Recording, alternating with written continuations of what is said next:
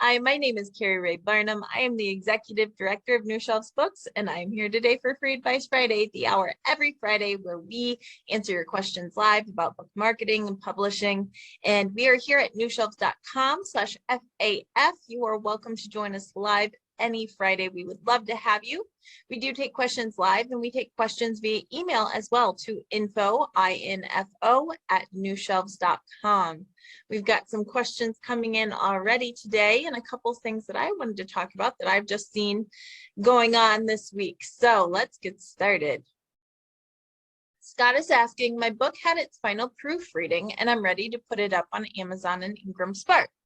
However, I've requested reviews from Book Life and Kirkus. Kirkus review will be ready by April 4th. Book Life is scheduled for September. Am I stuck in limbo or can I move forward? If you have, the question there, Scott, is when you submitted for a Book Life review, did you submit for the free publisher's weekly consideration, or did you do a paid review from Book Life? The answer to that question would change what I would say. If it is a publisher's weekly consideration, the free one. And did you, so when you submitted that free one, did you, on Book Life, you should get a response where it will either say your book is being considered for a review, or it will say your book has not been selected for a publisher's weekly review. Have you gotten a notification for that yet? The answer tells me probably not. All right, so when you submit for Book Life, the way that it works is that you submit to Book Life and they say, they give you an acknowledgement when you submit for a review. They say, okay, we got your review submission. Hold tight. It can stay like that for weeks to months. And then once they actually review your book, not like review it for a written review, but once they look at your book and decide whether or not they'd like to do a review, they will send you an update and it will say, your book is being considered for a publisher's weekly review. Or it will say, your book was not chosen for a publisher's weekly review at this time. And then you go forward. If you could pick a date off of a calendar, that is not the publisher's weekly review. That may be Book Life, Kirkus. Even then, they give you a weekly time limit. So if it was free, I'm trying to think of where it might have been. Typically, you do tell them when the book launches, but that's not the same as when you get the review. So it would need, if it definitely was Book Life and you submitted for the free one, then you submitted for review consideration and you tell them when the book launches. But it's not quite the same thing as getting approved. You're just submitting your book and then it's in consideration. So you would need to look at that to kind of find out which way it blows there.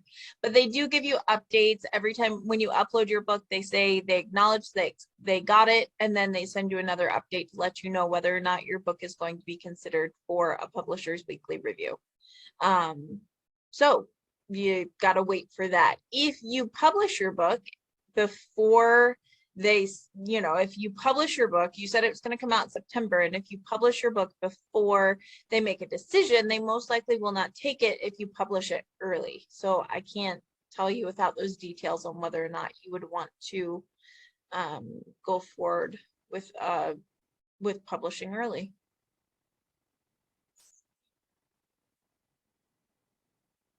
Yeah, well, I would hold back for a minute. Let me see. Kate, I have 2 publishing houses, each reading a women's fiction novel. Congratulations. How long should I wait back to hear from them? Plus, I'm self-publishing a novel in the fall. If you have your book under consideration, I would look at their guidelines and see if they give you a timeline of when they typically get back to you. If they haven't gotten back to you and they asked for, I'm saying if they ask for your manuscript, and they haven't gotten back to you, I would wait at least 6 weeks for follow-up. It's very common for it to take that long. The only exception is if one of the publishing houses comes back and says, we want this, and you can respond to that publishing house and say, thank you so much. May I have 24, 48 hours to consider. I had another publisher who was interested, and I'd like to go to them and just let them know I have an offer on the table out of respect for their time. And then you can go back, and that can get the other publishing house to answer more quickly. You do not want to send to new publishing houses, but you can certainly go back to people who are already reading it. So again, look at their timelines. If they give you a timeline, if they don't, I'd be waiting around 6 weeks to follow up with them.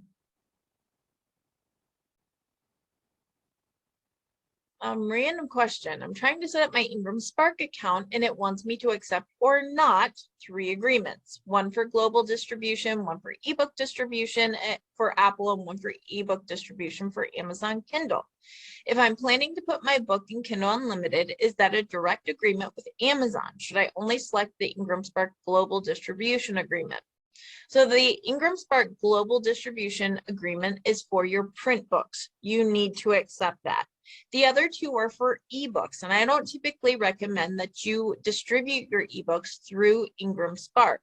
However, if you are considering it, you can accept those terms, or you cannot accept those terms, and that just means that they're not going to put your ebook into Apple or Amazon. But you can change that later. So it's not a big deal. You definitely need to accept the global one. Ebook distribution, I would for Apple. It's not going to hurt anything. Amazon Kindle, you can say no, not right now. And again, you can always change that later. But those 2 are specifically for Amazon. Yes, Randy and all of you Californians, this is what a snowstorm looks like, and this is mild. My kids are out in the skiing and snowboarding. This is a fun day in the snow. All right, notice I'm not out there. I was like, oh, you can go to camp, or other people will be outside with you. All right, I'm running my first Amazon ad, and I'm seeing my ad record impressions, but I'm not seeing any charges. Does this mean people are not clicking on the ad when it pops up? Or does it mean they are clicking on the ad but not purchasing the book? Let me share my screen, because you know I like to do that. Give me just 1 second here so I can pull up Amazon. All right. I will share my screen, hopefully on the right one, maybe. Yay, I did it. All right, so let's talk about what it means on Amazon. When you're getting impressions, when you're getting all sorts of things, what does it mean? So if I am typing in Japanese fantasy book, if I type this in, you can see here, right here, this little gray sponsored button, this is an ad. So for this Wicked Matrimony book, we have created an impression. An impression is anytime the full cover is on the screen. So all of these books, you can see the little gray sponsored, that means they're paying for their book to be here. It's not naturally showing up. So all of these books have just gotten 1 impression from being on my screen. It means that eyes are on your book. And if I see, I'm not going to click on their ad. So you are charged when someone clicks on your ad. So if I click on this ad, that is a click for the author. It'll show up as click, and that's when you're charged. I am not going to click on this person's ad because I don't want to spend their ad money when I'm not trying to buy their book, but I will show you what it looks like. So let's pretend that this one, this Japanese coloring book, there's no sponsored, so this is not an ad. This just showed up because it's got great search and SEO, and obviously it's got like 2,500 reviews. So Amazon's like, hey, you might like this coloring book. Great. So if this were a sponsored ad though, this would be an impression because I see it. And when I click on it right here, this is a click. This is when you would get charged. Once you get a click, People are gonna, take a look, see if they want it, and then they'll add it to cart or not. And then it will record a purchase for up to 2 weeks. So impressions is simply eyes on your book. A click means they clicked to your sales page and came here. And then a purchase is obviously a purchase. And those can show up for 2 weeks after.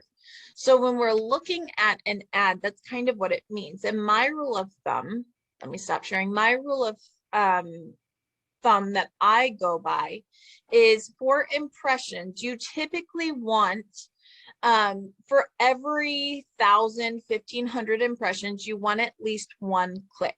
So if you've got 3,000 impressions, you're hoping for at least 2 to 3 clicks. If you've got, you guys know I don't math, so let's not make it too hard on myself. If you got 10,000 impressions, you want 10 clicks. Less is better. That means that you're targeting the right audience. But that's kind of like my minimum standard. You want 1 click for every 1,000 to 1,500 impressions.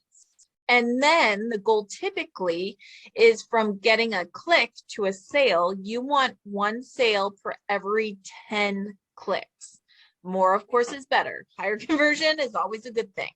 However, that's kind of like the standard. Now, if you're 1 purchase in every 20 clicks, you've started. Good. We need to improve that. If you're getting like 1 purchase for every 3 clicks, I don't know what you're doing, but keep it. It's awesome. It's amazing. So that's kind of my rule of thumb. Hopefully that helps, because I do think part of what's so valuable about running Amazon ads is the data you get.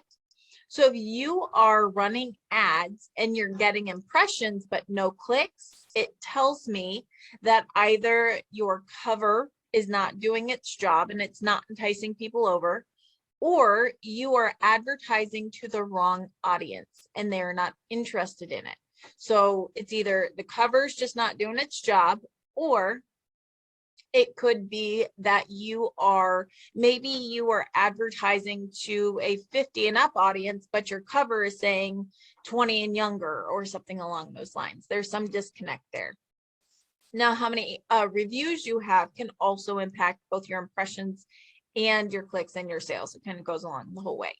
Now, if you are getting clicks, people scroll through, they see your cover and they're like, wow, this looks pretty good. They click on it and there's no purchases. That tells me there's something on your sales page that's a disconnect. Again, it could be reviews. It could be your ad. It could be your copy, your marketing copy right on your sales page. Does it hook them in 4 seconds or less?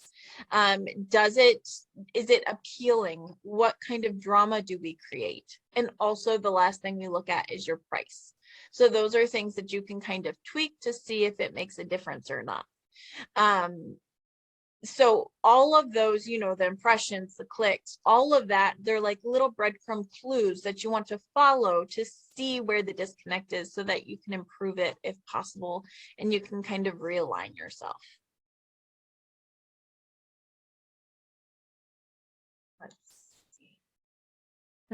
With current inflation here to stay, would it be crazy to see a children's picture book priced at $24? My current price is at $19.99, but as a self-publisher, I am barely making any royalties because the Ingram Spark cost to make a book is about $10. I need to up my prices, but I don't want to get priced out of the market either. Help. Here is the thing, Whitney, is that it will be hard to not price yourself out of the market, because keep in mind that those publishers not using print on demand who are doing bulk printing can get their prices lower, and they're going to keep their prices around $20 as much as they can. Will that go up a little bit? Sure. However, I mean, it is one of those things that if you price too high as a parent, will you buy a picture book that you may read once, or it could become a favorite, you read it 200 times, but will you spend $25 on a book for a child? If it's a giftable kind of thing, maybe, but all the time, I think that could be hard. It depends on the value of the book and also what makes it special. I will say that if you have your book up on Ingram Spark and you are not actively marketing to wholesalers. If you're not actively marketing to bookstores or retailers, sorry, not wholesalers, retailers. If you know you're not trying to get on bookstore shelves, maybe you're marketing to libraries and you're definitely doing a lot on Amazon, but you're not really marketing to retailers, then consider offering less of a discount rather than that full trade discount, which is 55%. Rather than that, maybe you consider putting your discount at 40% or 35%, and you make more of a profit that way because you know you're not marketing directly to retailers. You kind of have to decide on your own goals and pivot from there. But I will say making less per unit when you make a lot of sales, when you make the quantity, you will make more over time. So again, you have to look at your own goals and your method and all of that kind of stuff to make that decision. But we've already seen book prices climb a little bit, but I do think that when you get to the 25 mark, especially if you're not a well-known author, if you don't have hundreds of reviews, that might become a harder sell.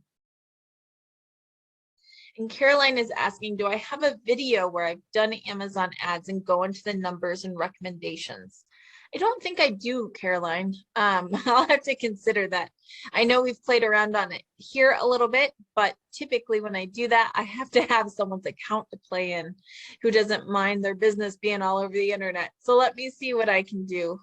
Maybe I'll run a test ad on my own account. Yeah, and Linda said she's reading a great book called Book Blurbs Unleashed by Robert J. Ryan, and it's all about writing the copy for your book description, and she has been loving it. So that comes highly recommend from Linda. Book Blurbs Unleashed. Let me see, Caroline, we're creating a companion teacher workbook for the brain-based classroom, which is a book she's working with, and are thinking of a spiral bound format. This is going to be a Kickstarter campaign, so we'll be doing much of the fulfillment initially. Suggestions for spiral bound printing, and once we make generally available, is there a way to do print on demand on Amazon for spiral bound? There is not. Neither through Ingram Spark. I don't think Ingram Spark does it, or KDP. There's no spiral bound print on demand. There are specialty stores that may do it. Excuse me. I'm not sure about Lulu. There are some like specialty stores that will do it, but it's pretty pricey print on demand. That is something you may want to consider, actually getting a print run and then working with a book distributor for, or dropship printing, something like that. Spiral bound is hard because for a workbook, it's really what you want, but it's not necessarily set up very well for self-publishing. You may have to go outside of the realm of the normal places with Ingram Spark and with KDP and look at other ways of printing and fulfilling if you don't want to do it yourself. Yeah, local printers will do spiral bound. So if you're looking for an initial print set, yeah, local printers, and I mean, there are lots of options for that. But if you're looking print on demand, that's when it gets a little harder. Let's see. I found out Ingram Spark only offers 70-pound paper, which is not good enough for me because most children's books are at least 80 to 100 pounds. I found Ingram Spark's product to be subpar in comparison to Book Baby and Mixam Printing. Could you recommend me any other presses to work with that have distributions, better quality books? Here's the thing. You either take the quality that you can get from Ingram Spark, which the average consumer will be very happy with, and you get the distribution opportunities, or you work with someone like Book Baby or Lulu and you have more print options. However, they're taking a cut, you will make less profit, and your distribution will not be as controlled by you. It's a trade-off. And once again, you kind of have to decide on your own goals. The other option, of course, is offset print, where you either work with a local printer or you outsource your printing, but you're ordering hundreds to thousands of copies and then you must ship and warehouse them. I think this is one of those situations where we can't always have our cake and eat it too.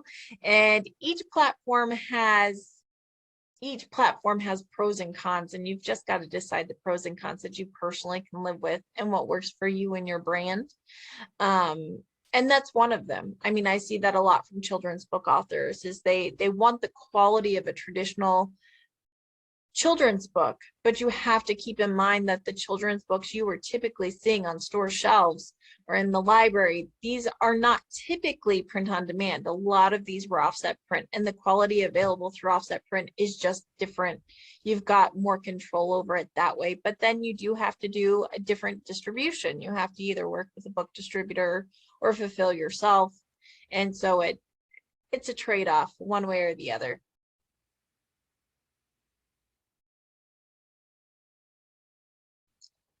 All right. Let's see, Pat Flynn, the smart passive income guy, recently did a podcast featuring a project he's backing, Podcast Hawk, a service to find good guest show matches. It's about $35 a month. Have you heard any pros or cons? I cannot say that I've heard about this at all, Cheryl. Podcast Hawk, a service to find good guest show matches. So I assume it sounds like anyway, like you are signing up and you're paying a subscription fee of $35 a month and they kind of try to match you with podcasts. But I wonder, are they pitching you or are they just matching you and giving you the information? If it's the latter, if they're simply just saying, hey, this person's looking for this kind of podcast, it may be great to get that kind of information. I would ask, how many podcasts are you getting? Is there a minimum number that you're getting every month?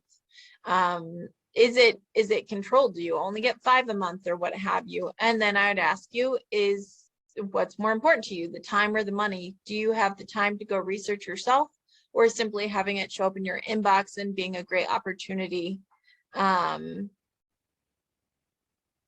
Yeah, is it, I don't know about it, but in general, when looking at things, I say, is the time worth the money? And it seems like there's some chatter on the side with people's experiences and maybe not having great progress so far. It sounds like it's a new program, so I don't know if they're growing it, but Catherine's asking about doing a YouTube book trailer promotion. I love book trailers. I think they're fun. Typically, you do want to keep them somewhere around 60 seconds. I almost just said 60 minutes. Please don't do a 60-minute trailer. Somewhere around 60 seconds. And we have recently on New Shelves just done 2 blogs that were focused on video about I should check and see which ones we actually released, but videos, where to use them, how to use them, the length, the best time to post them. We've been working on blogs on a number of those things. Here we go, types of book marketing videos and how to use them. I don't know if you've already read that, but I'll drop the link there. All right, and that's right there on newshelves.com/blog for anyone not joining us live. Yep.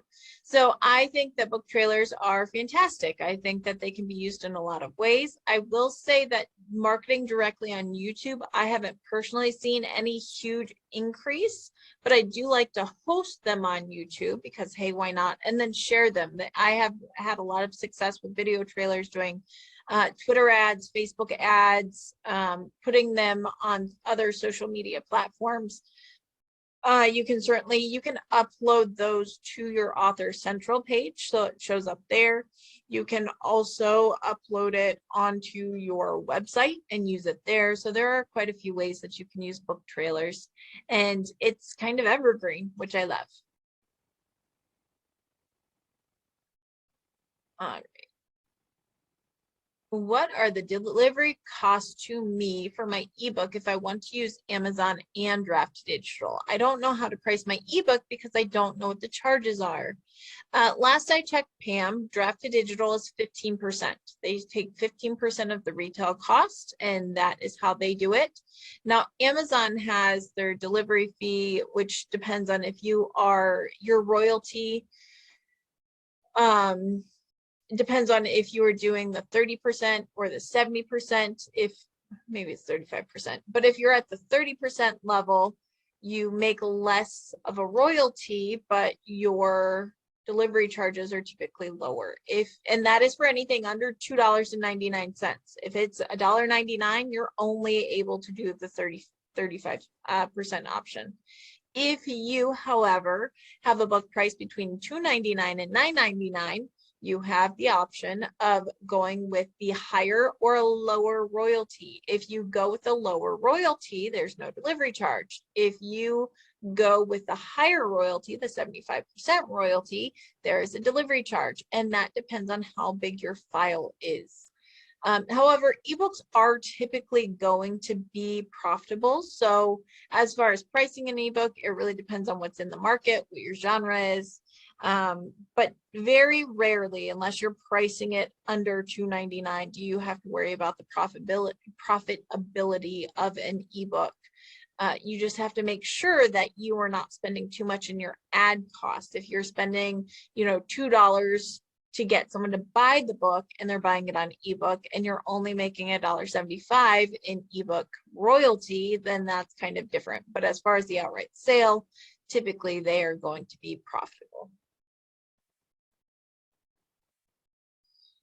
All right. So we still, if you do have questions, again, just drop them in the chat. Have to do that. But I wanted to show you guys a couple of things. Guys, girls, ladies, people. That's the wrong screen. I got to find the screen I wanted to share. A couple of things that I've seen just this week in the market that I thought you guys should know about. If I can find, the right screen to share, because that's how I do. Hang on, let me see if I can get this running. I have so many tabs up, I can't find the tab that I need to share. So let me get rid of a couple of them. Let me just do that for myself. It would be great. All right, let's try again. Here we go. All right, so a couple of things that I saw this week. Right now on Goodreads, actually I've seen this a while ago and I just didn't think to mention it. Right now on Goodreads, they are doing a discounted Goodreads ebook giveaways, not just ebook, it's discounted giveaways. So if you have been kind of eyeing, the idea of a Goodreads giveaway, this is an excellent opportunity. Just know the Goodreads giveaway has to end in March. So if your book is not coming out until September, this is probably not good for you. You typically want a Goodreads giveaway to end a week to 2 weeks before your launch. So just keep that in mind.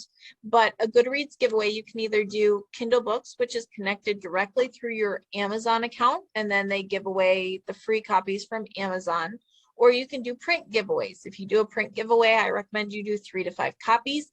Don't do so many that it doesn't feel valuable. But when you do this and you choose one or the other, they have discounted both of their options. Their $99 option, which is their standard, which is like 20 bucks saved, which is great. And then they do have their premium option at $3.99, which is $200 off. Now, I will say I typically recommend the standard option. The standard option gives you a lot of things. The only thing that's different between the standard and the premium is the premium. It's listed in the premium listing on the giveaway section, and you get a personalized email that can be sent to everyone who wins, who doesn't win the giveaway. Now, that can be valuable if you really have something to say. However, what I typically recommend, and what I have heard even from people who work over at Goodreads, is that you do the standard option, but you do it prior to your launch. So if you are prior to your launch, I'd recommend the standard giveaway. And when you do that, I recommend that you end that giveaway a week or 2 before your book launches. The reason being is that anyone who enters a giveaway must add the book to their to-read list. If they enter the book to their to-read list, when the book goes live, they are going to get an emailed notification saying this book is now live, and it includes a sale link. So you kind of already get that email directive right out to them for a fraction of the cost. Now, if your book is already out, or you are promoting something else, or you have something that you would like to reach people with, it may be worth the extra cost to be able to email everyone a personalized email. Now, this is a template email you create. You do not get these people's email addresses. It's something that is sent to them through Goodreads, and you have the opportunity to do that. If you've been thinking about that, $200 off is nothing to shake a finger at, so you may consider that for $3.99. Completely up to you. Again, this does have to end in March. A Goodreads giveaway does, it can only run for 30 days. So if you start it now, it could go in March, or you could start it March 2nd and have it end March 15th. That's up to you. I have seen recommendations from running a Goodreads giveaway anywhere from 2 weeks to a month. And I think anywhere in there is just fine. I do recommend that you either try to hit the beginning or the end of the month. There are quite a few people who will specifically check Goodreads giveaways at the beginning and the end of the month for new giveaways, not completely realizing that giveaways can start anytime during the month. So again, you've got those options, and I thought that was great. The other thing I wanted to mention was the Fussy Librarian has a deal going on. Let me see if I can find it on their site, and that's just goodreads.com in the giveaway section. No, I don't want alerts at the moment. All right. Free booksie. If you were doing a free promo anytime soon, I wonder if it's only through the email. It probably is. Hang on, let me share my email that I got from them. Once again, back to my tabs. Hang on. All right, I will share this one here. Here we go. All right. Hopefully you can now see my email from Jeffrey over at, oh my goodness. That's because I did the wrong one. Excuse me. It's not Free Booksie, which is written word media. This is from the Fussy Librarian. That's embarrassing. But over at the Fussy Librarian, they are running a promo for 25% off select genres for a free booksie. So if you are doing a free promo, or you've been thinking about a free promo, they essentially are like, hey, we don't have enough free books to send out in certain genres. We need more, so we're going to give you a 25% discount. And those genres include historical romance, historical fiction, romantic suspense, nonfiction, literary fiction, science fiction, and Christian fiction and nonfiction. So if you are doing a free book promo, those of you on Kindle Unlimited, this is a good idea. Even those who have your first book perma-free, this may be a good opportunity to reach out to get new readers if you have readership in any of these categories.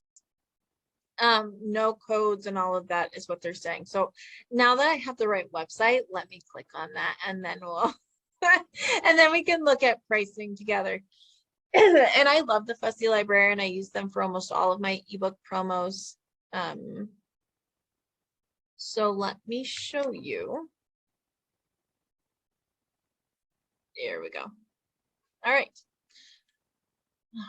All right, so you can see, my goodness. All right, so you can see that the prices here are slashed. So $45.75 for historical fiction, $37.50 for science fiction, $42.75 for Christian fiction and nonfiction, $50.25 for historical romance, $49.50 for romantic suspense, $39.75 for nonfiction, and $40.50 for literary fiction. So those prices are good if you have been thinking about an ebook promo. If you've been thinking about doing something like that, that's a great idea. Now, if you're like, well, this sounds interesting, but what the heck and how do I run one? Over on the New Shelves blog, you can search BookBub, and there's this blog that I wrote a while ago called When BookBub Doesn't Bite. This is a step-by-step of how to run your own ebook promotion without BookBub. I think BookBub's fantastic, but if they're not giving you an opportunity, you can certainly create your own. So I will drop that link right in here for anyone who wants to look at it. But I do think it's a good opportunity. If you are on Kindle Unlimited and you can do a free day and push it out to a new audience, that can generate interest and reviews. I have seen books get literally 100 reviews from doing a free promotion simply because it got read more, and it's not a lost sale because those people didn't know about your book before, and they're going to help you get more sales in the future with reviews, which I think is huge. Now with this, I don't know if it is limited to when you can schedule. Well, let's find out. So they're all booked for February, which makes sense since we've got all of 3 days left in February, and they're booking up for March. But it looks like you can book out, I mean, pretty far in advance with this discount. So even if you know you're going to do a free day promo in a month or two, why not grab the discount now if you know you're going to do it anyway? I am that person who'll be like, well, I'm just gonna drive home and spend $2 in gas for the coupon that I forgot that's gonna save me 35 cents. All right. So those were just two things I happened to see this week that I thought were good opportunities. They are places and programs I recommend anyway. I do not have an affiliate with them. I get nothing for recommending them, but I just like those two programs and recommend them. Randy, if you do a free promo on Fussy Librarian, do you need to make your book free on Draft to Digital and Amazon? Yes, you do. You have to physically set your book to free. Now, if your book's not in Kindle Unlimited, what you can do, and it works sometimes, is you set your book free on Draft to Digital and Amazon will follow suit and drop the price. However, sometimes they don't, and they may say you cannot have your book lower on one site than on ours because that's against our terms. So you can do it and usually get away with it for a day or two. Sometimes Amazon will drop it, sometimes it won't. So just make sure that when you're promoting those links that you're checking and you're putting in those other wide links and opportunities so that you can kind of play it by ear on that one. And then I would say that you want to make sure that you get your price back up on Draft Digital afterwards, and know that Amazon may not match, which means you may have less sales, but you don't know until you try.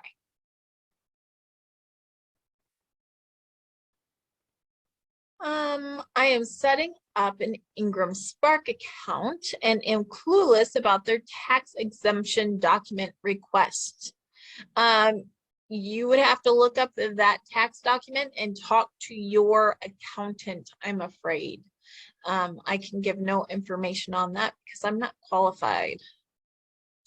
Let me say, you don't want me to give any information on that because I'm not qualified. All right, Pam, does a web host usually provide a free email with the URL? I'm with Bluehost, or do I need to pay Google to get a URL email? Web hosts don't typically, in my experience, just offer it for free. However, they may build it into your fees. So they may have it as an add-on option, but it's not typically just free. When you, whoever's hosting your URL may have it. It's a lot of times it's like, I don't know, it's a couple bucks a month, depending on how many emails you need that you can add on and do that. So it is an option, or you can go through Google for URL, or you can just do a Google email. We're seeing that more and more too. It could be keribarnum@gmail.com, and people are accepting that as much as they would, you know, info@keribarnum.com. It just depends, again, how much you're using it and what for. Let me see. All right. If anyone else has questions, I think we actually got through all our questions today, despite my blundering. If anyone does have follow-up questions, just drop them in the Q&A and I'm happy to answer them. As far as what's going on in the industry, we are seeing increases in supplies, still an issue, and I don't think that's going to get better anytime soon. And we are seeing price increases in some things. And so I just want to remind you guys to, of course, shore up your paperback, your hardcovers, but also make sure that you're really building up your ebooks as well. Ebooks are selling more in general, we keep seeing this, ebooks and audiobooks are selling more. So if you've got concerns about supply and demand or pricing, look at how your margins can get better if you're pushing ebooks more, if you're pushing certain things. And I know that doesn't work for everything. If you've got a children's book or poetry book or certain things that really depend on your formatting, it's not as easy. But I really do encourage everyone to take a good hard look at their ebooks and their marketing opportunities there, as well as audiobooks if you haven't done audiobooks. Let's see, I've formatted my Word file as a 5x8, created a PDF, and am worried that when I send it to Amazon that the trim size won't be right. Can I test it in some way? If by it won't be right, you mean it's not actually the correct trim size in your PDF? There is a way to check your PDF. Give me a second here to pull one up. I'm just going to do it with a good old-fashioned PDF that I have that's not for anything in particular, so I can show you how to check. You may know this, Scott. You're smarter than me, so I may be dumbing this down, but I will show the rest of the class nonetheless. Give me a second here. Once again, with all my many things here. Hang on. Where is my PDF? Here we go. All right. You guys should be able to see a PDF of Maggie Duff. This is for Susan Breen's mystery series. And so hopefully you can see this. Let me know, because there's going to be a pop-up over here. If you want to make sure your trim size is correct, you go to File, and then you go to Properties. And here on Properties, it will tell you the page size. This one is 3.5 by 4 3/4. So if you have an 8 by 5, you want it to say 8 by 5. And as long as it's there, then you're good. Now, if you are working with a bleed, meaning that you have purposely set up your manuscript so that the actual page that you have formatted on is a little bit bigger and you plan for it to be cut off. Very common with the illustrations, right? Because we don't want a margin of error to leave us with a white square around it. So if you're working with a bleed, it will be slightly bigger than that size. But that's kind of how you check. And again, keep in mind when you're formatting your PDF, that I've seen this a couple times. Sorry, there was one story where this guy calls me and bless his heart, he calls me and he goes, my book, I've uploaded it to Ingram Spark and it's just printing like crazy. Like I keep getting errors. I don't know what to do. I just don't know what to do. I can't get someone to just answer me why my book is not working right, like why it's not showing up as it should. And so we had that kind of like, what's going on? And so finally I told the guy, I was like, look, after talking to like 3 times, I was like, just send me your PDF and let me look at it. And I will look at it. And what had happened is he had formatted his own PDF. And what he had done is he had formatted 1 page for 2 page, because it was a picture book. So a two page spread. He had done it where 1 page had both pages on it.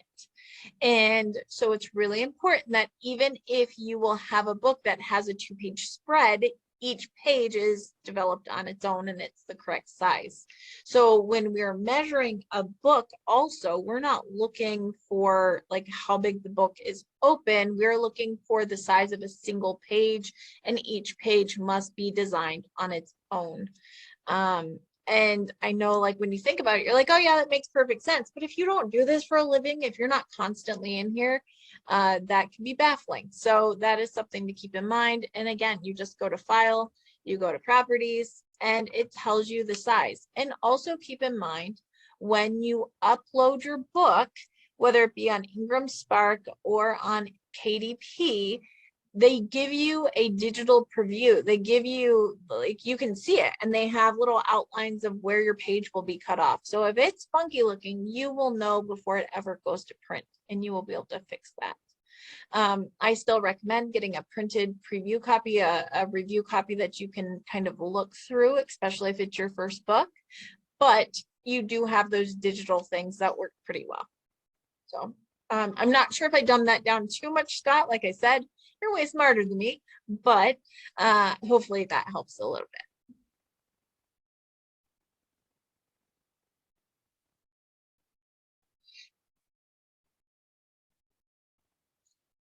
All right. Whoops. Okay, good. Again, I never know. Sometimes, it's like anything in your field. If any of you, we're talking about your field of expertise, I'd be sitting here going like, okay, take me back, more basic, please. Nope, still more basic. So whenever I talk to you guys, please know it's always, sometimes I give it so basic because I just want to make sure that I'm not that I'm not, just assuming everything that I do, because what lives in this brain is a scary mystery and miracle at times. All right, you guys, I don't see any more questions. I'll check on Facebook really quick to make sure there's nothing there, but otherwise it's right at the top of the hour, and I think we're all good. Nope, I don't think we see anything there. So if you guys don't have any questions, I think we're good for this week. I'll be back next week, same time, 10 a.m. Eastern. Stay warm, stay safe. I'm gonna stay inside and not go outside in that snow, but you guys are awesome. I hope you have an amazing weekend, and I will see you next week, same time, same place, newshelves.com/FAF. See you then.